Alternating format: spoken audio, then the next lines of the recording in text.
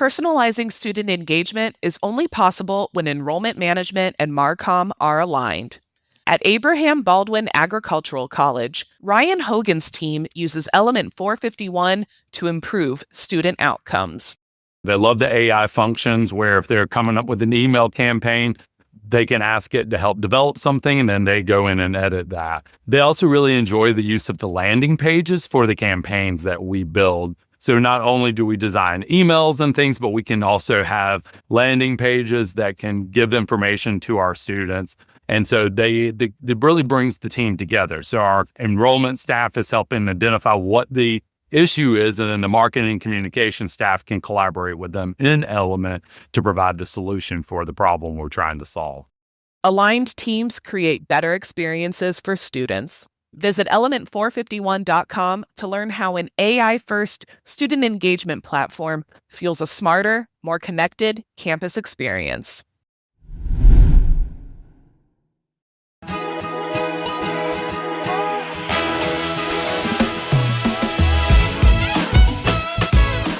Welcome to In Your Element, the podcast that unlocks practical wisdom in higher education, where leadership meets real talk. I'm Brendan Hinkle, Manager of Solutions Engineering here at Element 451. And I'm Daniella Norden, Element 451's Director of Customer Success and Engagement. Join us every other Thursday for discussions with everyday heroes using Element 451 in enrollment, marketing, and student success. We'll unlock the practical tips to help you make waves on your campus.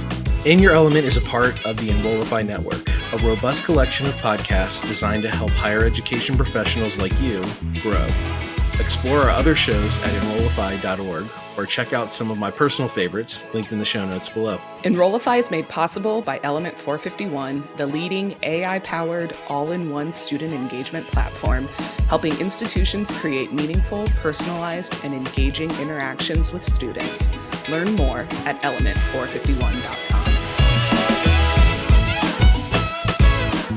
All right, everybody, welcome back to In Your Element. This is 3 for 3, the third episode that we have in our Durham Tech series. So excited to welcome back Jessica Vaughan, Director of Enrollment Management and CRM Strategy, and Dr. Dones, who's the Vice President and Chief, very important, Chief Student Services Officer. Man, and here I thought I was going to nail it and get it right, and I stumbled on it. Well, that's okay. You didn't mess it up as much as I did on the last episode, and I forgot like the chief part. It's like if you give someone a title that has global in it and you leave the global out, it's like the emphatic point of the title. It's like chief. You know? It was too much pressure. There was too much pressure on me that I knew I couldn't like do to it. consider the emphatic point to be student services. How about Oh, wow. Man, ever the diplomat, Dr. I love Dones.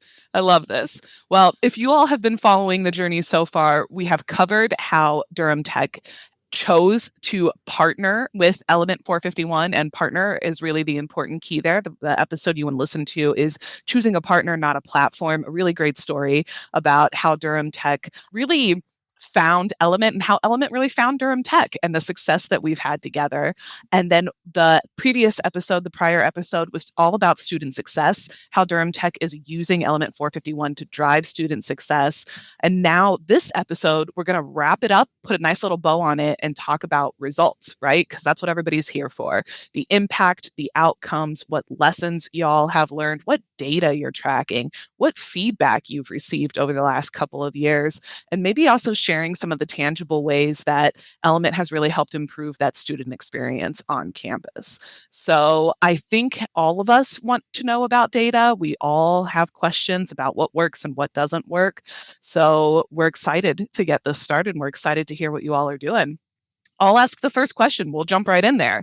What key metrics are you tracking and how are you measuring the impact of Element? And let's start with student success because that was our previous one, but we can go broader than that. But let's start with that impact on student success. I do want to put a disclaimer out there, Daniella. Simply because, one of the things that we're continuing to work on is the integration and evolution of the system at the college, right? And so it's very important for us to, yes, have data, but I also think it's important for us to lay the context of this conversation that we may be limited and how much data we can analyze right now, because we're not in the full implementation of things and we're in some test phases of the early success system. So just putting that context out there for the listener to understand that there will come a time where we can give you all the data you want, but some of our data is limited in scope at this present time. And with that said, I'm going to pass it to Jessica. Well, I think that's actually important to before you punt. It's important because I think some people don't even know really where to start. So even having a little bit of data, or even piloting it, or even having data iterating as you go. So that actually was a really important disclaimer. Well, here's the thing. Don't minimize a little bit of data, because the data we do have, it's a lot. Oh. It's a lot of information that we do have, because it's a purview and insight to data that we may not have had before. Yes. Before the implementation of where we are with the current system. So it is definitely a tool and a set of information that is going to continue to help us. I'm thinking long term, when there's a full integration and implementation of CRM early success systems and it's working as we intended to be, how much more information we'll be pulling out of it. And I'll add too, I think it's important for the listener to note that we implemented pretty wide span across the college, right? A lot of schools or institutions might have picked a more narrow focus in, implementing events or forms or campaigns or what have you. And we went pretty much all in what we took on. And so that said, it's harder to capture some of that data, but some of the areas that we are tracking data as it relates to student success is looking at what resources are most utilized by students. We are able to track the accountability of the student support areas and their response rate and the timing of their responses. Obviously we want quick responses to get these students the support that they need.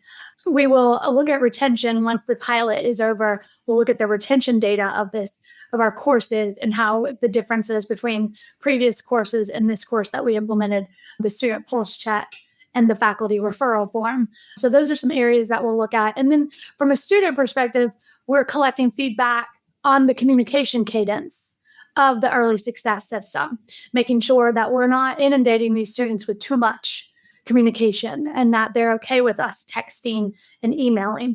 So those are some areas that we kind of are capturing data from the student success side.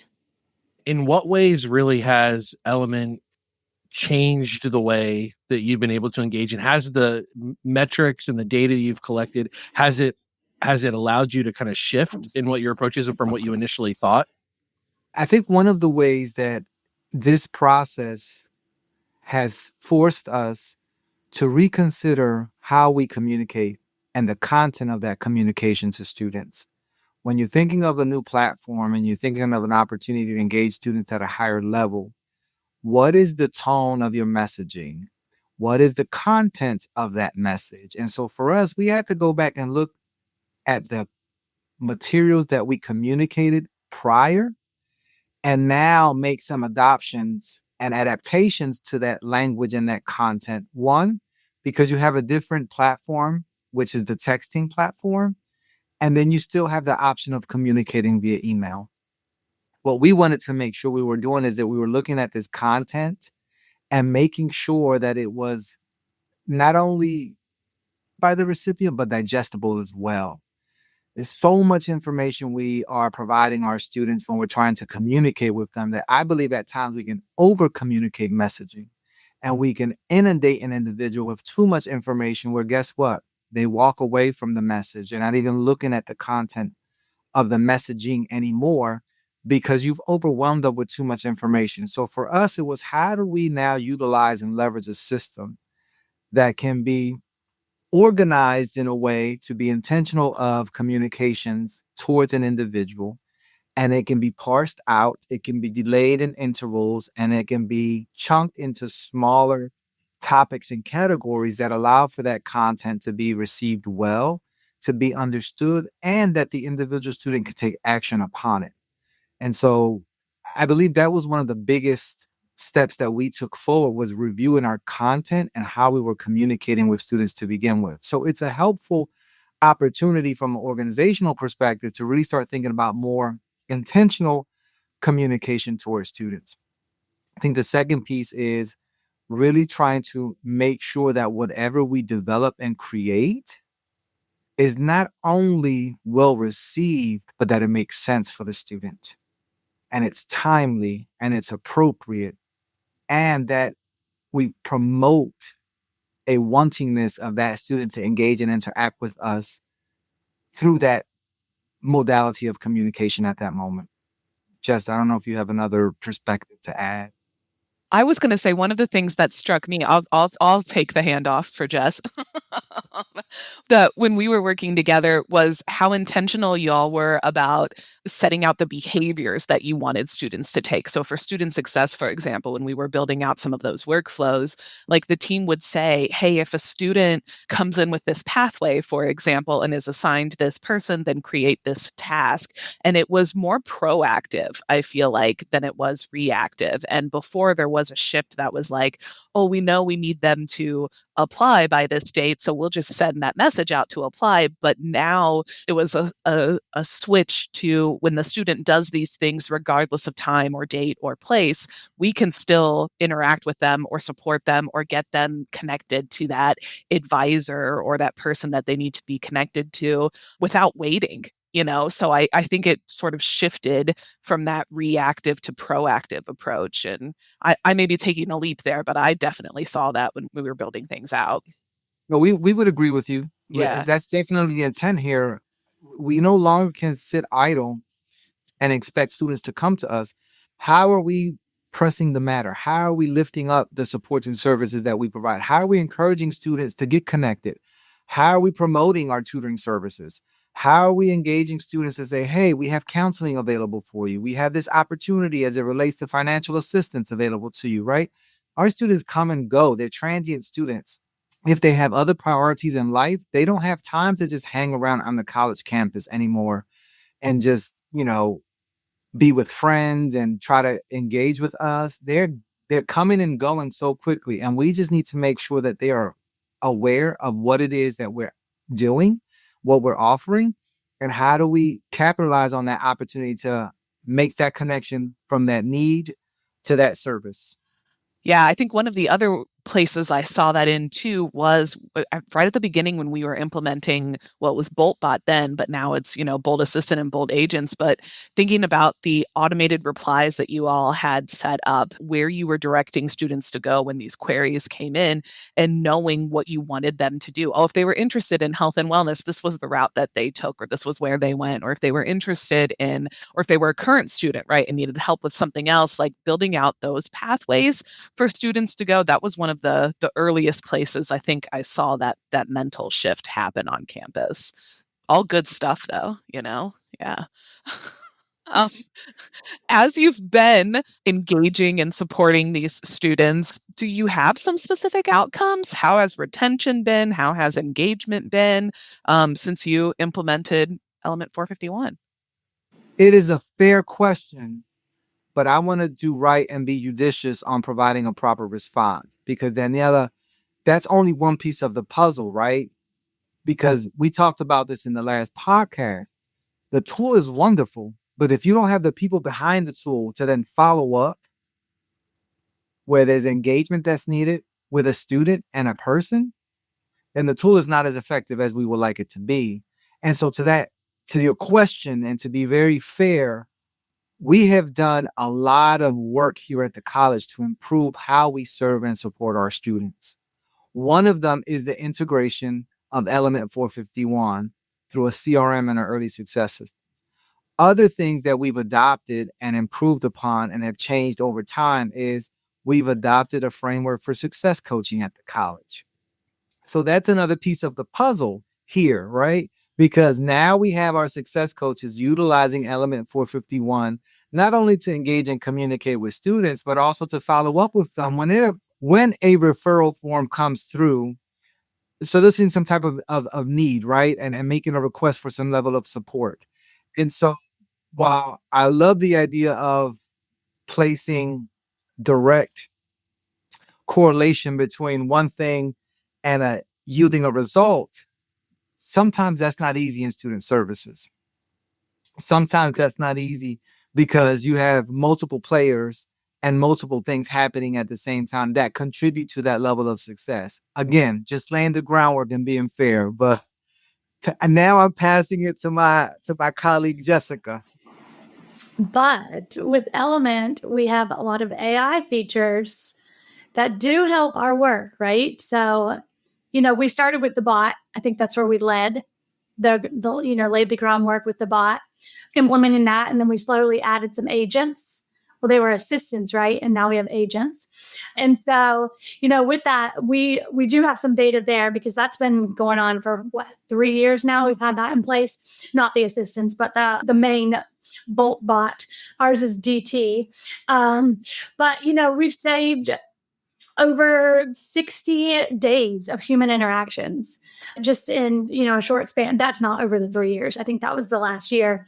We were able to turn on and off our after hour messaging and our weekends. We put in rules, right? So we turn on the weekend rules so that it's not trying to do a human handoff on the weekends when nobody's here, and same for in the evenings. But otherwise, the bot is able to answer questions after hours. We've saved over 750 hours of questions being answered by the bot just when we're not here and available. But that's also allowed us to figure out when students have these questions and figure out how to schedule appropriately in these areas, because the Element shows you, your peak times of conversations and when conversations are happening like that.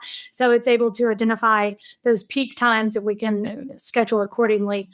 Let's not forget about health and wellness and the applications we saw with that. Last year, we saw a 10% increase on all the health and wellness programs. And hopefully we're tracking again this year. We're still processing applications for fall.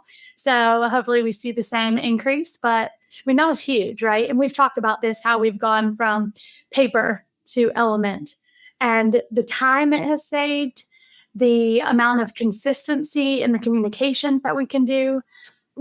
Having one repository for all of this data. So anybody, the directors can come and look at the student profile and see, okay, the student was offered a seat in the program, or maybe they still need to attend an information session. So, you can go in and check and see what's kind of happening with that one student to see what they might need to complete their application. So those are some of our peaks of, where we are on data and the gains we've seen as we continue to roll out different areas of Element. That's really interesting. It's so exciting. Awesome. One of the things that I love, and I put this right next to the data that you're able to get, but feedback from students. One of my favorite things to ever watch is like student panels and everything like that, because everything that you do from a higher ed perspective is going through the lens of how are we able to help and serve our students. So hearing that feedback from them, I'm interested to know, have you all gotten any student feedback from the changes that you've implemented from a support and success standpoint that you could share? It's one of the facets of this work that becomes critically important, right? And in thinking of that question, what comes to mind for me is a student may not know that this is a system that's new because they're a new student and they're automatically involved and engaged with the utilization of the tool, right? I think the other piece of this is because we are now evolving in higher education to be more like other systems and how they're integrating CRMs and engaging, for instance, patients. Right? When you go to the doctor's office and you're not able to check in and you're getting reminders that you have an appointment tomorrow, that's all the CRM moving that work, right? That's some type of integrated technology. And I think what's happening for us is we may not have a testimonial directly from a student say, oh my gosh, I love the fact that I'm able to now engage with you all through this platform, because they really don't know. What I can say is that we're getting the responses and we're yielding the results that we're hoping for when we're asking students to respond to a pulse check through the early success system, right? That success coaches are getting feedback from students about how they enjoy being able to text them and communicate with them via that platform. And so that, to me, those are specific areas where we are hearing from students but not hearing them say, I love Element 451, hearing them say, I love the access and opportunity to use this tool to get what I need. Yeah, hopefully they don't even know that you're using Element 451. I just more of like, how have you seen a shift in any positive feedback from exactly what you answered, right? Yeah. There's no way they would know that what tool you were using at all. I just am interested to hear their shift in kind of like how you're able to support them and if it went noticed or unnoticed. And clearly it's something that's been recognized. AI powered and people focused. This is the future of higher ed. Join us in Charlotte, June 24th and 25th for the 2025 Engage Summit. Learn how AI transforms student engagement by blending scalability with authenticity. Enrollify listeners get $50 off registration with code Enrollify50. Register now at engage.element451.com. I think, too, being able to give that personal touch, just as simple as, although it may be automated for us, they don't realize it, And so having it say their name at the beginning of something, or, the logging into their portal to finish their application process, that's so personalized and tailored to them. And it's not one size fits all, which I think that probably from a student perspective, I would imagine is kind of giving that warm, welcoming feeling. Yeah, absolutely. As you all are getting this feedback from students, from staff, what are some of the ways that you're using that feedback or that data to help you continuously improve on what you're doing with Element 451? Jessica, you mentioned 10% application increases. That's going to be tough to beat year after year after year. Like, what are you thinking about changing, or making better? Well, we gradually made changes to the application as the year, this is what, year 2 now, we realized, okay, this verbiage wasn't very clear and we had a lot of questions around this, or this process wasn't the best, let's make some shifts. So we've already kind of made some process improvements along the way. And I think that's one of the perks of Element is you can, right? We can just go in and make these gradual shifts. I can make an adjustment to a campaign or to a student's enrollment portal, and they may not realize it, but we know that, okay, we've seen this disconnect or we've seen this that needs to change. So I think that's one of the advantages that we can do that. We are constantly going, like we've mentioned, going to areas and figuring out process improvement and process efficiency. So I think that is where we are continuously improving. We're continuously bringing the college in to this system and utilizing it to improve their area. So I think that's something we will absolutely continue to do and figure out what else could move and shift into this. If I can jump in, I think the other way that we're leveraging the tool is we're starting to get people interested in utilizing Element 451 in areas that we may not be familiar with. There may be some specific processes or activities that are happening in other departments and other divisions of the college when it comes to process improvements, right? And so they're now reaching out to us to say, reaching out to Jessica in particular to say, hey, this is what we have going on here. Can we sit down and talk about what this workflow is versus how Element could possibly assist us with this? So there's a peak of interest of now leveraging this tool in areas that typically would not have been part of this conversation. And what it's doing is it's creating a culture of collaboration at the college. We are now being more intentional about how we partner and how we work with our other divisions and departments to ensure that we are creating seamless processes for students. Our reality is that we serve such a diverse student population when it comes to college and career readiness, when it comes to continuing education, when it comes to continuing curriculum seeking students for a degree program or university transfer or some type of trade, right? How do we integrate all of those unique populations of students in one system? How do I take one student from one specific academic area? If I have a student who's completing a high school credential and we want to further their education because they've accomplished that. How can I transition that student now to continuing education, short-term continuing education opportunity potentially? Or how do I now provide that student with the option of, here's some university transfer degrees if you want to pursue an associate's degree, or here's some trades if you want to pursue an associate's of applied science degree. So it's forcing us to really be intentional about our own work. How do we improve what we do?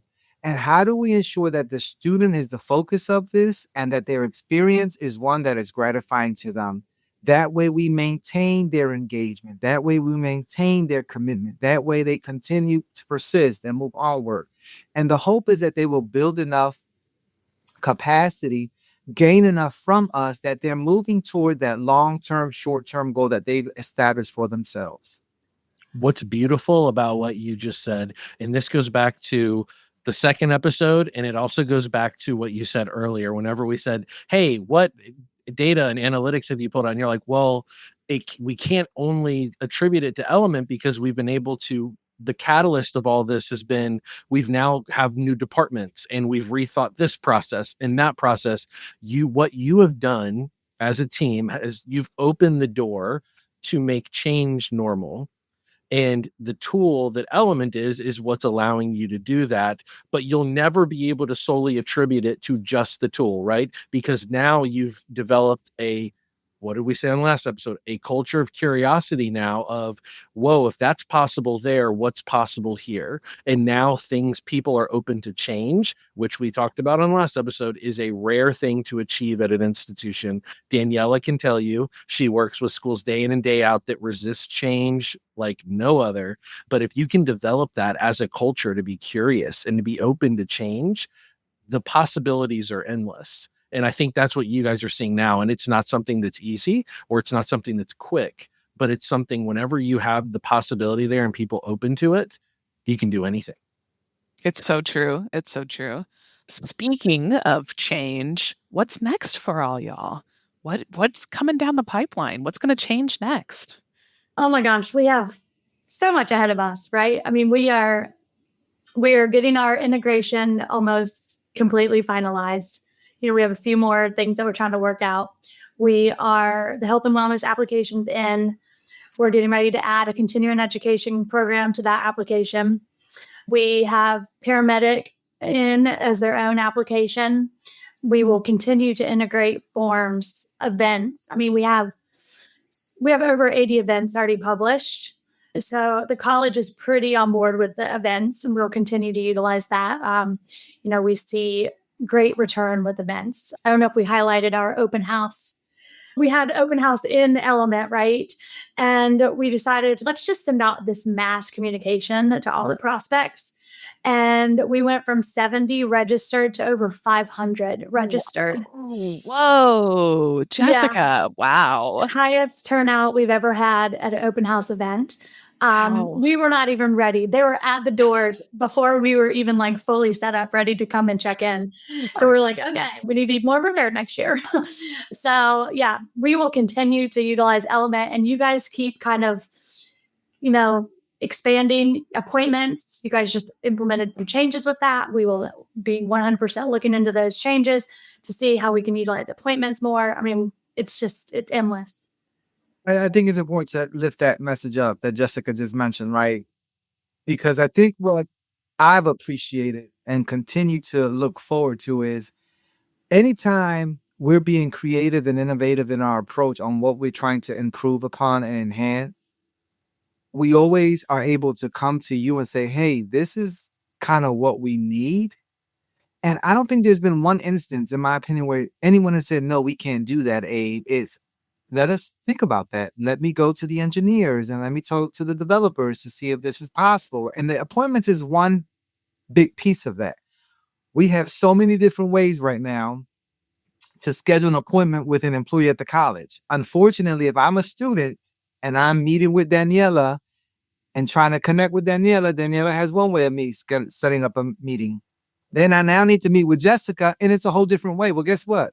You just caused me to have to either create a new account somewhere, or you caused me now to learn a different and navigate a different system, right? So it's not making sense. It's not cohesive. It's not keeping the student centered and their experiences and how they're engaging with us. So when I think of the question you just asked, you all position yourselves to really promote and allow us to engineer solutions that really focus on the experience of the student. And I think at the end of the day, that's why this tool becomes extremely important. That's why our work becomes vital. That's why we're seeing and yielding some of the results that we have shared out. It's because we're really being intentional about how do we provide support services and engage with students that gives them what they need when they need it. Dallas Herring, the founder of the North Carolina Community College System, says, we want to take a student from where they are to as far as they can go. I think Element does the same thing, taking a student where they are and as far as they can go on this journey called higher education. I love that. That's beautiful. Friends, we've reached the end of the journey. We've reached the end of our 3-part episode, only to come to the end. And we know when Jessica's in her element, we know when Abe's in his element. The question now, everyone's waiting. How are they going to do this? There's only 2 people, but there's 3 episodes. So we'll have both of you give your take on when Durham Tech is in their element. Jess, you first. When we're serving students, we're, constantly serving students in different capacities. And, this tool allows us to serve students even better and more efficiently, more personalized. We talked about that. And so I think this just improves our student interactions and our student engagement and our service to them. Awesome. Abe? We have to suggest that Durham Tech is in its element when we have researched and explored every opportunity to leverage Element 451 to improve and enhance a process and a service that is provided to a student. That was a mic drop moment. Yeah. I was just saying, I don't think we can add anything else to that. We're just going to let that. See everyone on the next episode. Yep. Goodbye. Those were both great answers. Sorry, Jessica, that was a great answer too. But Dr. Dones had time to think about his while you were talking. I'd say a little bit of an unfair advantage. He had a solid 1 to 2 minutes to think through. Yeah. So This has been awesome though, guys. Thank you so much. I know 3 episodes was a lot to ask, but we had to have 3 episodes to get through all the good work that y'all have been doing. So I am so grateful for you for coming on. I think everybody's going to be really grateful to hear some of the tips and some of the tricks and things that you've implemented in Element. So thank you both. Absolutely. And I mean, one more time for the good of the series, because we've said it on the other 2. Go birds. That's right. Just knew what was coming. Go birds.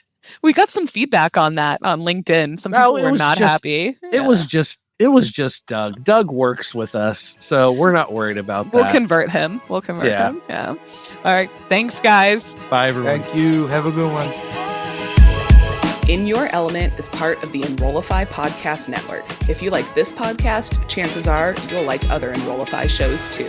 Our podcast network is growing by the month, and we've got a plethora of marketing, enrollment, and higher ed technology shows that are jam-packed with stories, ideas, and frameworks, all designed to empower you to be a better higher ed professional.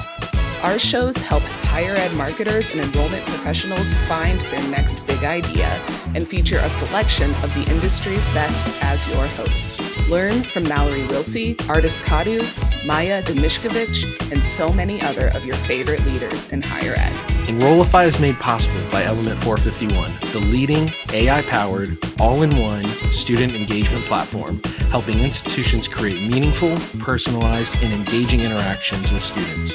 Learn more at element451.com.